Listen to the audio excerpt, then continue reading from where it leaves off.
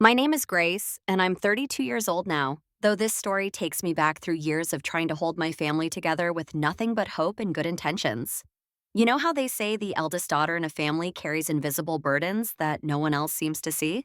Well, I learned the hard way that sometimes those burdens become so heavy you have to set them down, even if it means walking away from the people you love most. I need to tell you about last Memorial Day because that's when everything changed, when the careful balance I'd been maintaining for over a decade finally tipped. And I discovered that sometimes the most loving thing you can do is stop trying so hard to belong where you're merely tolerated rather than celebrated. But to understand that day, you need to know the story that led up to it, the years of small sacrifices and silent heartbreaks that brought me to that moment in my father's backyard, surrounded by family members who couldn't see me even when I was standing right in front of them.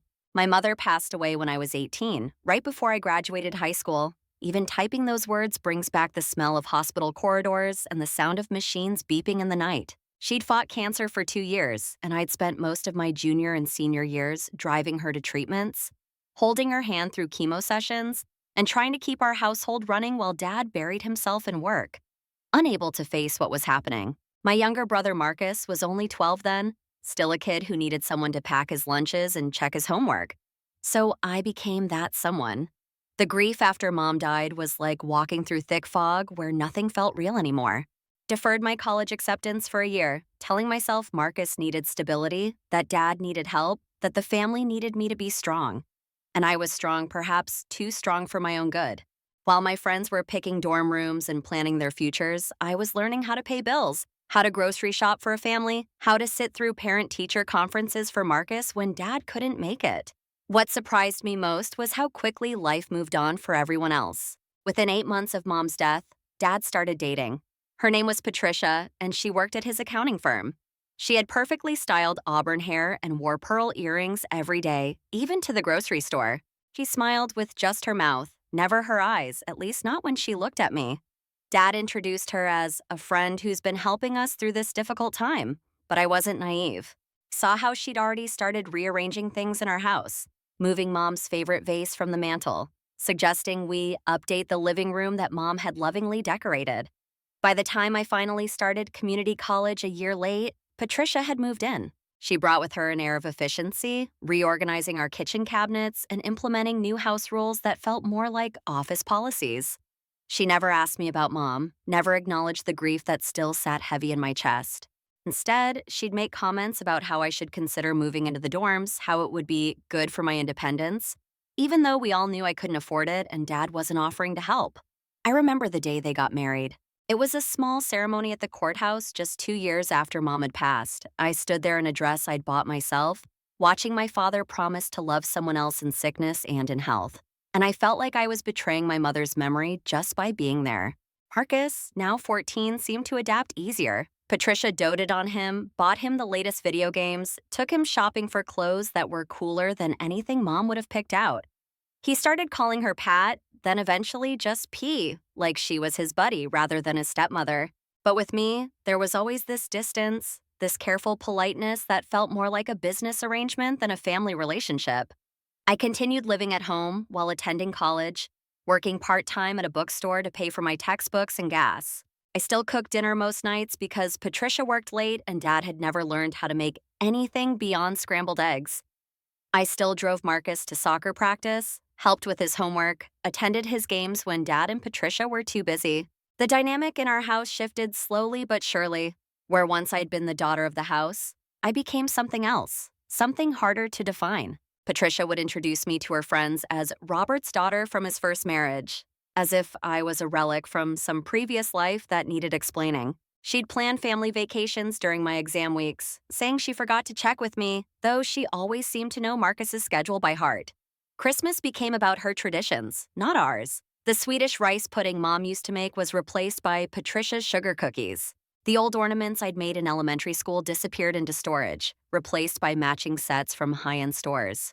I kept telling myself it was grief, that everyone processed loss differently, that Dad deserved to be happy again. So I smiled through family dinners where Patricia talked about her work achievements while my own college struggles went unmentioned. I contributed my paychecks to household expenses without being asked, because that's what Mom would have done. I showed up, I helped out, I kept the peace, all while feeling like a ghost in my own home.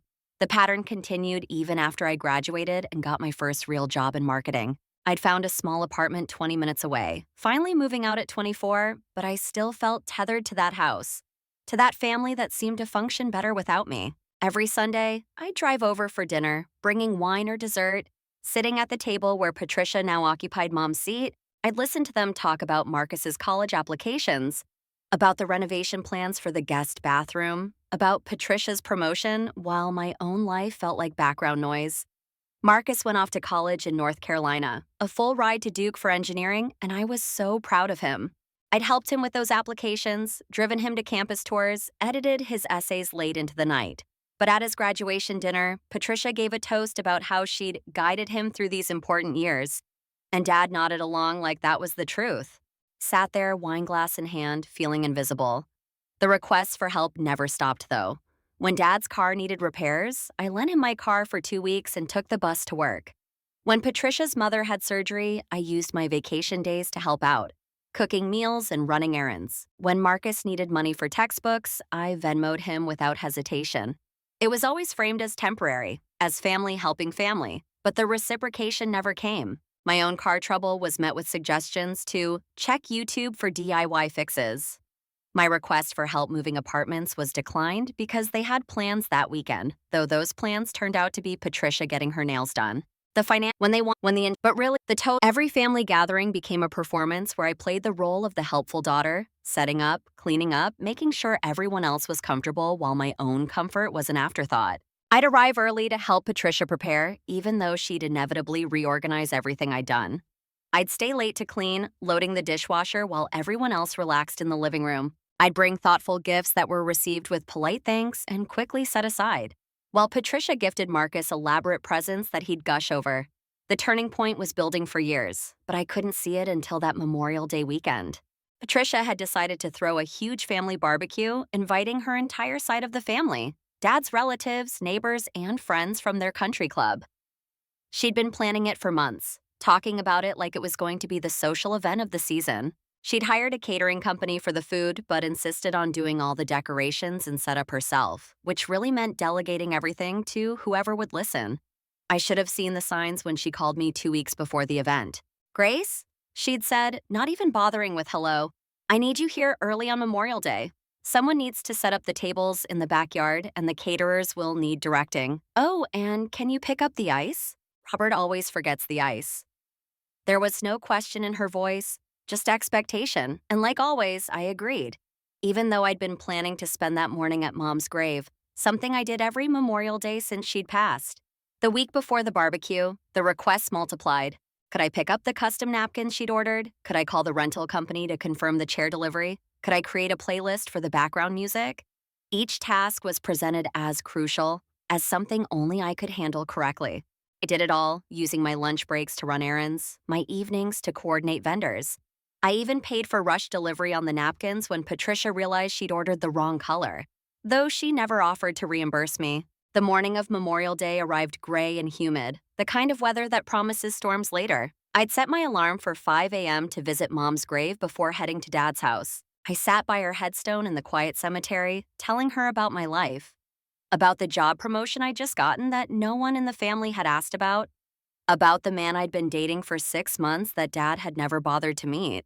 I told her how tired I was, how sometimes I felt like I was disappearing, like I was becoming invisible even to myself. By 7, I was at Dad's house, letting myself in with the key I still had.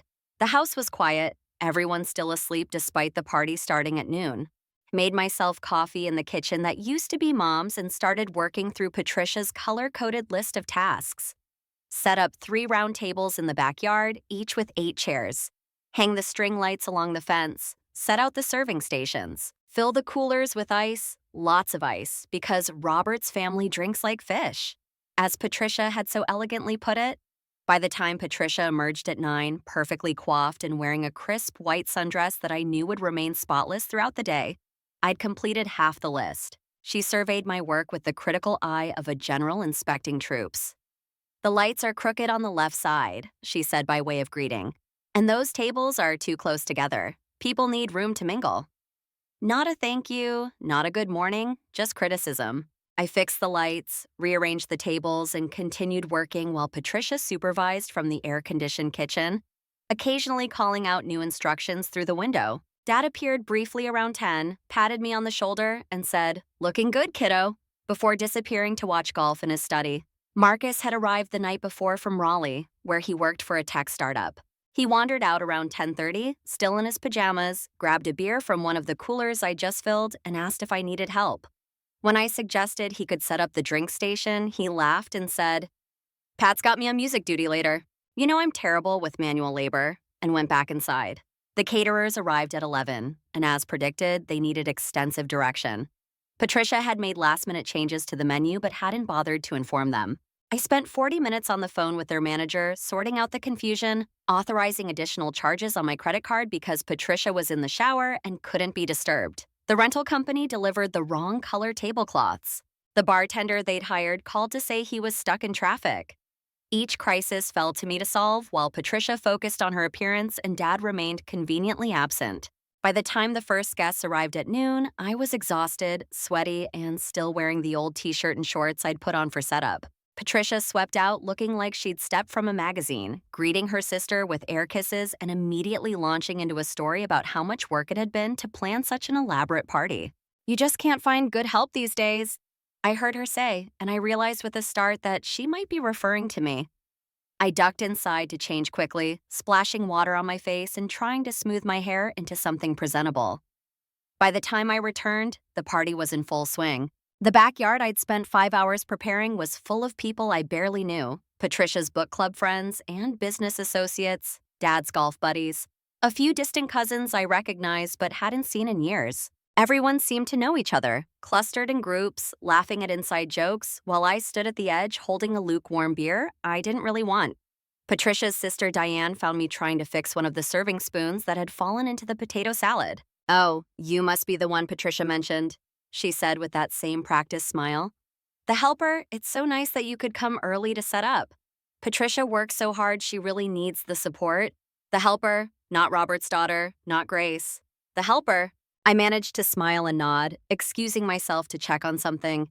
Anything that would take me away from that conversation. The afternoon wore on in a blur of small indignities. I wasn't included in the family photos Patricia orchestrated by the garden. My Aunt Helen, my mother's sister who'd made the drive from Chicago specifically to see Marcus and me, was seated at a table in the far corner with Patricia's elderly neighbors while I wasn't assigned a seat at all.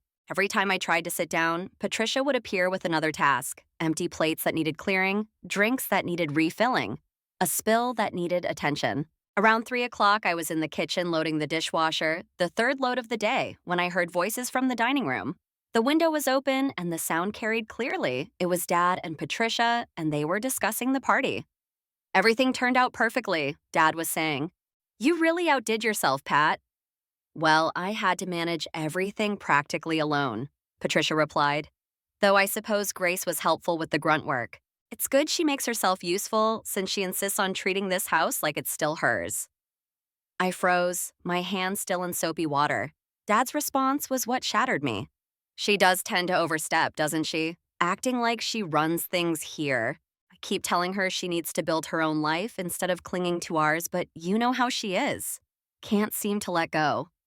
My hands were shaking as I dried them on a kitchen towel that I'd bought, in a kitchen I'd helped maintain, in a house where I'd apparently worn out my welcome years ago. But it was what Patricia said next that pushed me over the edge. "After today, I think we need to set some boundaries. She's not a child anymore, Robert. She's a guest here just like anyone else. It's time she understood that." "You're right," my father agreed. "I'll talk to her." A guest. After everything, I was just a guest. I stood in that kitchen where Mom had taught me to make apple pie, where I'd done homework at the counter while she cooked dinner, where I'd made coffee for Dad every morning for a year after she died because he couldn't figure out the coffee maker.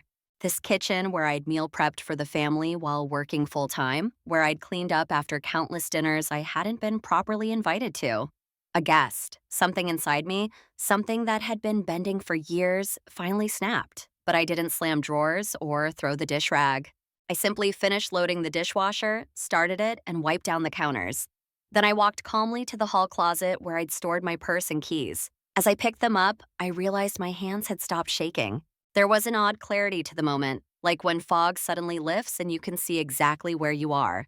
I walked back through the dining room where Dad and Patricia were still talking, through the living room where Marcus was showing his girlfriend photos on his phone, out to the backyard where the party continued in full swing. The string lights I'd hung twinkled festively. The tables I'd arranged hosted animated conversations. The bar I'd set up was doing steady business. Everyone was having a wonderful time at the party I'd built for them. I didn't make a scene. That wasn't my way. Instead, I moved systematically through the yard, gathering a few things. The Bluetooth speakers I'd lent them months ago for Marcus's birthday party. They were mine, high-end ones I'd bought for my apartment but had left here because Patricia complained their sound system was dated. The cooler I'd brought from my apartment that morning because they didn't have enough. The extension cords running the lights, which I'd purchased that morning when we discovered theirs were frayed. As I unplugged the extension cords, half the string lights went dark. The music cut out when I retrieved my speakers. People started noticing, looking around in confusion. Patricia emerged from the house, her perfect composure cracking. "Grace, what are you doing?" she called out, loud enough for everyone to hear. I straightened up, met her eyes across the yard full of people, and said calmly, "Just collecting my things. Wouldn't want to overstep." The silence that followed was deafening. I saw Dad's face go pale, saw the recognition dawn that I'd heard their conversation. Marcus started to stand, his girlfriend tugging at his sleeve. Aunt Helen looked between us with growing concern, but I didn't wait for anyone to respond. I picked up my cooler and my speakers and walked through the crowd of confused guests to my car. I loaded everything into my trunk with deliberate calm. As I closed it, I saw Marcus had followed me out. "Grace, what's going on?" he asked, and for once he looked genuinely concerned rather than dismissive. "Ask them?" I said, nodding toward the house. "I'm just a guest here, remember? Guests leave when the party's over." "What are you talking about? You're not a guest, you're—" "What am I, Marcus?" I interrupted. "Tell me, what am I to this family?" He opened his mouth, then closed it, and in that silence, I had my answer. He didn't know either. None of them did. I'd become so good at being useful that they'd forgotten I was supposed to be loved. I got in my car and drove away, leaving behind the chaos of a party suddenly derailed. My phone started buzzing before I even reached the end of the street. Patricia calling, then Dad, then Marcus. I let them all go to voicemail and drove to my apartment in silence. When I got home, I poured myself a glass of wine, the good stuff I'd been saving for a special occasion, and sat on my couch in the quiet of my own space. Then I pulled out my laptop and opened the spreadsheet I'd been keeping. Not the one tracking money, but the one where I documented all the ways I'd shown up over the years. Every dinner cooked, every crisis managed, every sacrifice made in the name of family loyalty. Seeing it all laid out in black and white was overwhelming. Years of my life reduced to cells and columns, a ledger of love unreturned. The first voicemail came from Marcus. "Grace, what the hell? Patricia's freaking out. The lights don't work. The music's gone. Just come back and we'll figure this out." The second from Patricia. "Grace, I don't know what you think you heard, but this behavior is unacceptable. You've embarrassed us in front of everyone. The least you could do is answer your phone." The third from Dad. "Sweetheart, there's been a misunderstanding. Let's talk about this like adults. You can't just walk out on family." But I could, and I had. I deleted the voicemails without listening to the rest and opened a new document on my computer. If I was going to be treated as a service provider rather than a family member, then it was time to present them with the bill. Not out of spite, but out of necessity. They needed to understand exactly what they'd been taking for granted. I started with the financial contributions, the ones with paper trails, the HVAC system co-signing, with my excellent credit that had gotten them a rate they couldn't have qualified for alone. The insurance premiums I'd covered, the cell phone plan, the utilities I'd been quietly paying to help them through what I thought was a rough patch but had somehow become my permanent responsibility. The total was staggering, more than I'd even realized, but money was just part of it. I calculated the hours, the time, the emotional labor, the therapy I'd needed but couldn't afford because I was too busy funding their lifestyle, the relationships I'd let fade because family always came first, the promotions I'd passed up because I couldn't relocate, couldn't be that far from people who needed me. As I typed, my phone continued to buzz. The family group chat was exploding. I glanced at it once and saw messages ranging from confusion to anger to Marcus asking if anyone knew why half the backyard was dark. I muted the conversation and kept typing. Then I did something I should have done years ago. I logged into all the accounts where I was a cosigner or authorized payer. One by one, I removed my payment methods. I sent formal requests to be removed from co-signed loans. I canceled the cell phone plan effective at the end of the billing cycle. I stopped the automatic transfers that had been quietly keeping their household afloat. For each action, I took a screenshot, documentation, just like Mom taught me. Always keep records, Grace, she used to say. People's memories are convenient, but paperwork doesn't lie. It was nearly midnight when I finally finished. I'd crafted a detailed email explaining every financial entanglement, every removal of support, complete with dates for when services would end. It wasn't emotional or accusatory. It was a business communication ending a business relationship, which is apparently what we'd had all along. I sent it to all three of them, subject line, transition of financial responsibilities. Then I turned off my phone and went to bed. The next morning, I woke feeling strange. Lighter, somehow, like I'd been carrying rocks in my pockets for years and had finally emptied them. I made myself breakfast, real breakfast, not the rushed coffee I usually grabbed while running late after helping with someone else's crisis. I sat at my small dining table, looked out at my view of the city, and realized this was the first morning in years where I didn't have to check in with anyone, didn't have to manage anyone else's problems. By noon, the gravity of what I'd done started to sink in. I'd effectively severed myself from the only family I had left. The doubt crept in. Maybe I'd overreacted. Maybe I should have talked to them first. Maybe I was being petty, punishing them for words said in a moment of frustration. Turned on my phone to find 37 missed calls, 18 voicemails, and more text messages than I could count. The most recent was from Aunt Helen. Grace, honey, I don't know what happened yesterday, but I'm worried about you. Please call me. Aunt Helen had always been different. She'd been Mom's best friend before they were sisters-in-law, and she'd never warmed to Patricia. I called her back. Thank God, she said when she answered.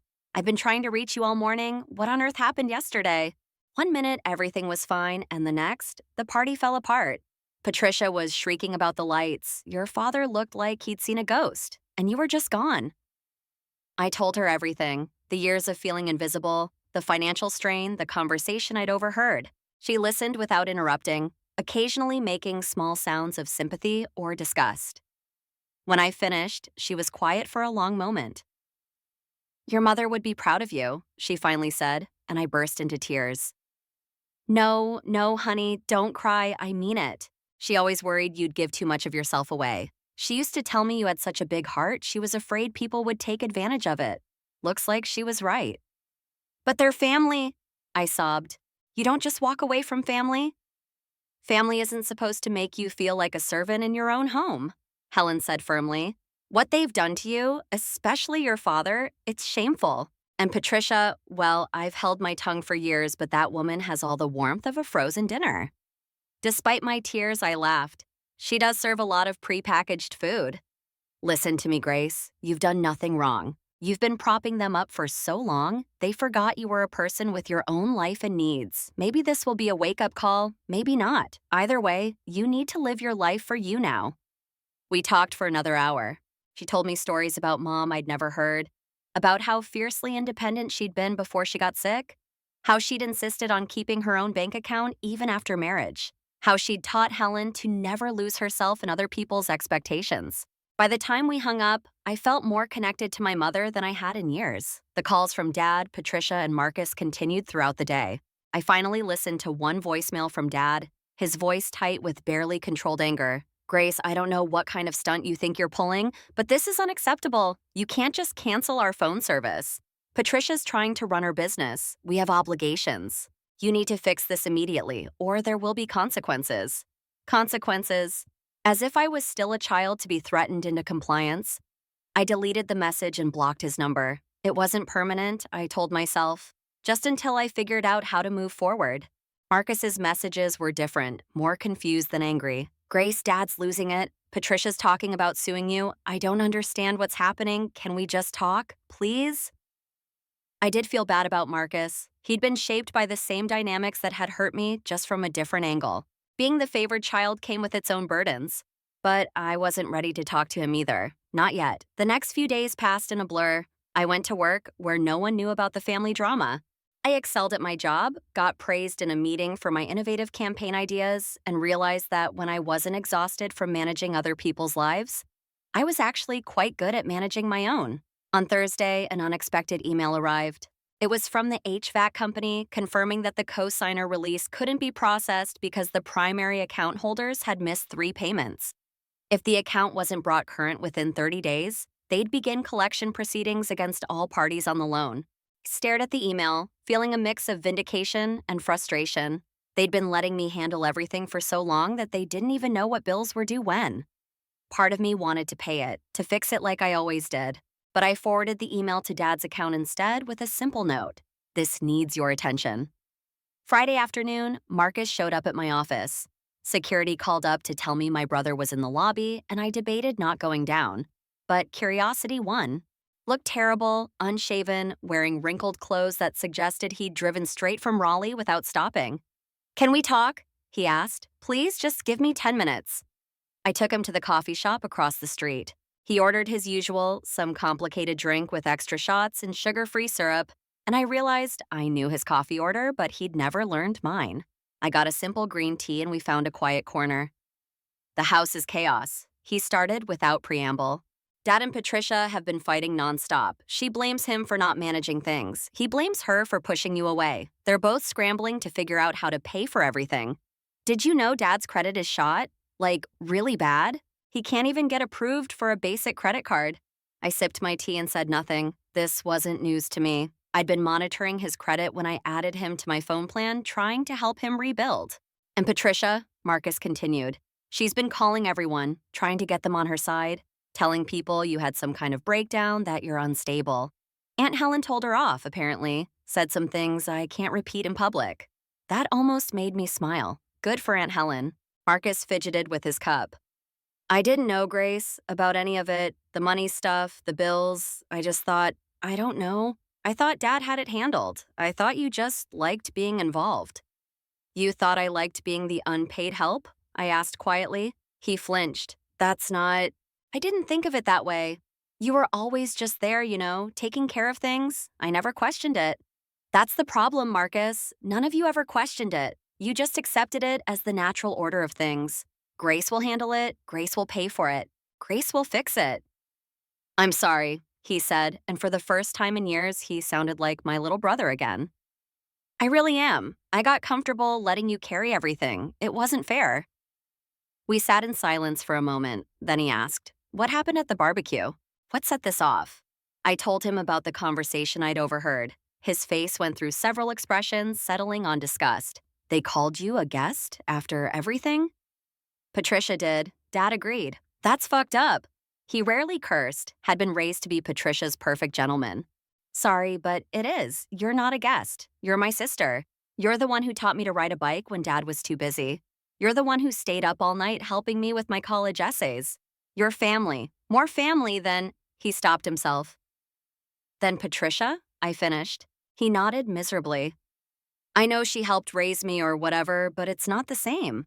She never asked about you, after you left the barbecue. She was just mad about the party being ruined. Dad at least seemed worried, but Patricia just kept going on about the embarrassment, the inconvenience. It was gross." "So what happens now?" I asked. "I don't know. They're talking about selling the house. Patricia wants to downsize anyway, says it's too much maintenance." He paused. "Mom would hate that." "Mom's gone," I said gently. "The house is just walls and memories now. Maybe it's time." Marcus looked at me with something like awe. "When did you get so wise?" "Sometime between paying the electric bill and co-signing loans, I guess." He laughed, but it was sad. "I want us to be okay, Grace. You and me. I know I haven't been a great brother. I know I took you for granted, but I'd like to fix that, if you'll let me." I studied him, this man who used to be the little boy following me around the house, begging for just one more story before bed. "It's not going to be overnight, Marcus. I need time, and I need you to understand that things have to be different going forward. I'm not the family safety net anymore." "I know, I get it. I miss you. The real you, not the version that's always cleaning up our messes. I want to know my sister again." Maybe it was his sincerity, or maybe I was just tired of being angry, but I felt some of the wall I'd built start to crumble. Okay, we can try, but on my terms, at my pace. Whatever you need, he agreed quickly. We talked for another hour. He told me about his job, his girlfriend, his plans for the future.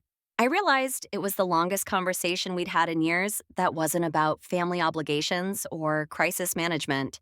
When we finally parted, he hugged me tight and promised to check in next week.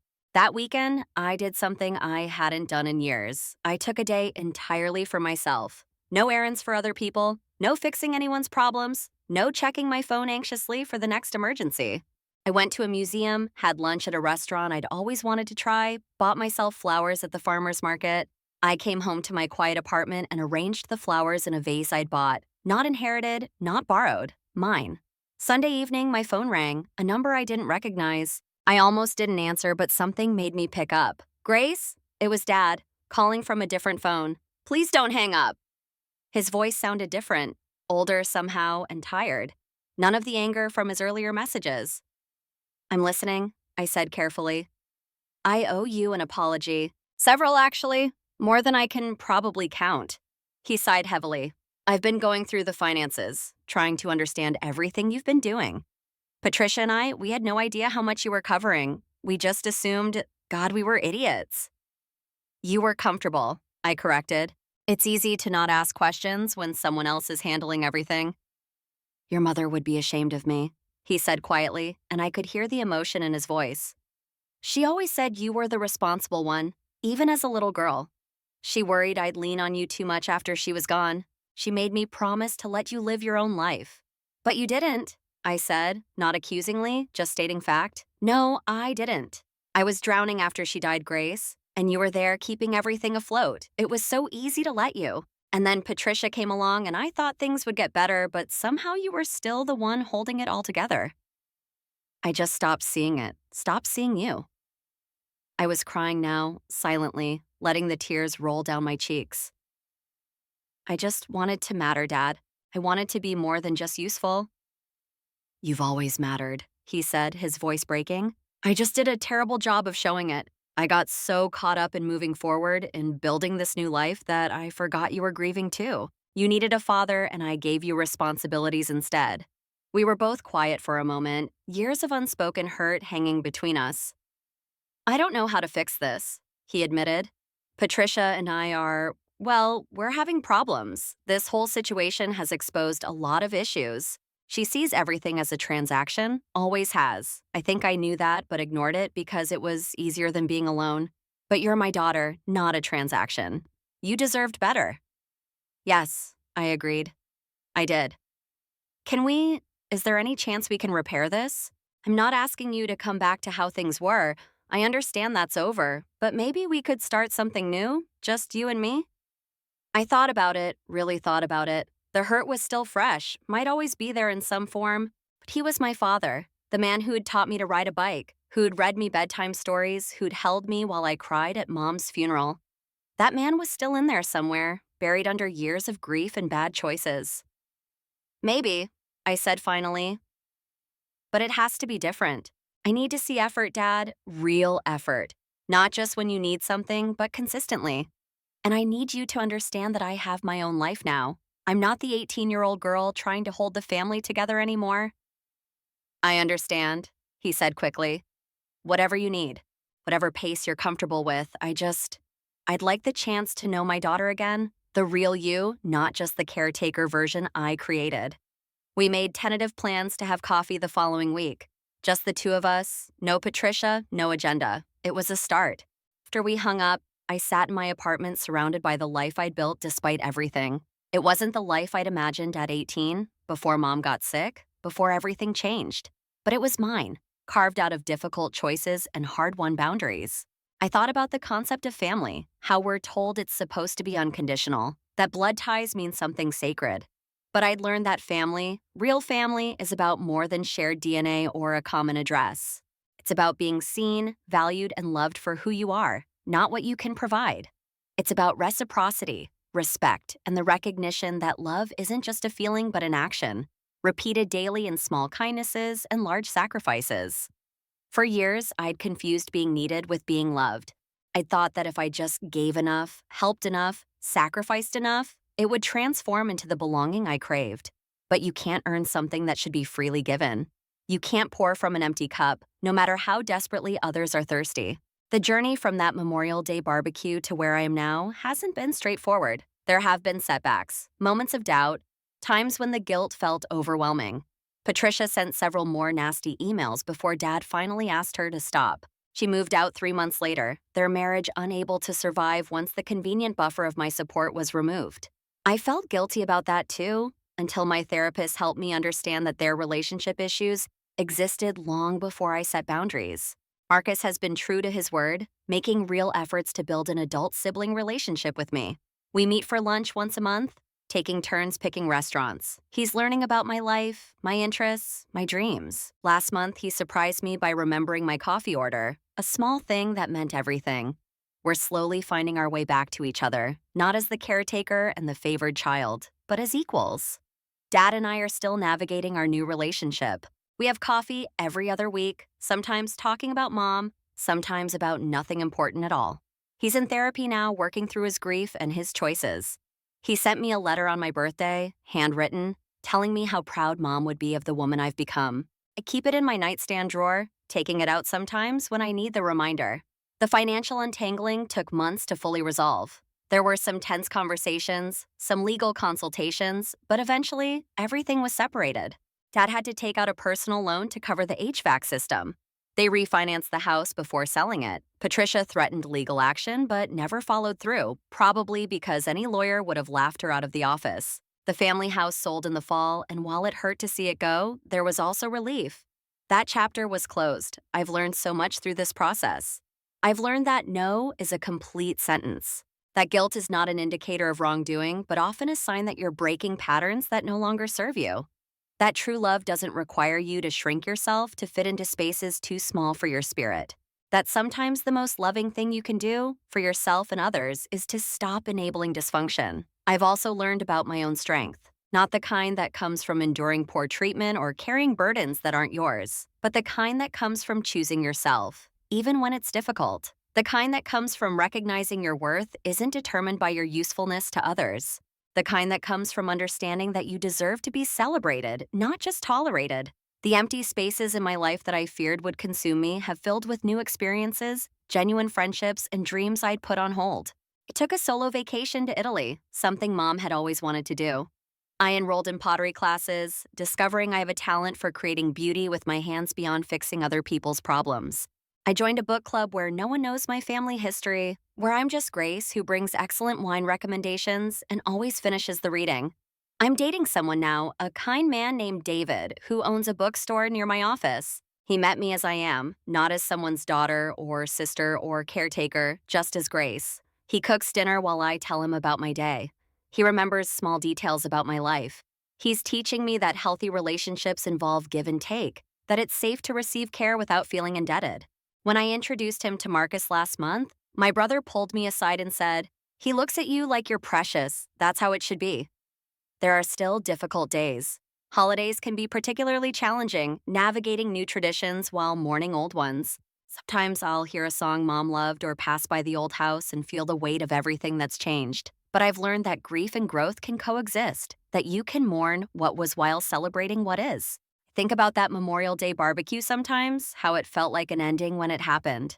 Now I see it as a beginning, the beginning of my real life, the one where I'm the protagonist of my own story rather than a supporting character in everyone else's. The life where my worth isn't measured in tasks completed or crises averted, but in moments of joy, peace, and authentic connection. If you're reading this and see yourself in my story, if you're the one who always shows up, always helps, always sacrifices, I want you to know something. You matter. Your needs matter. Your dreams matter. You deserve to be more than useful. You deserve to be loved for who you are, not what you provide.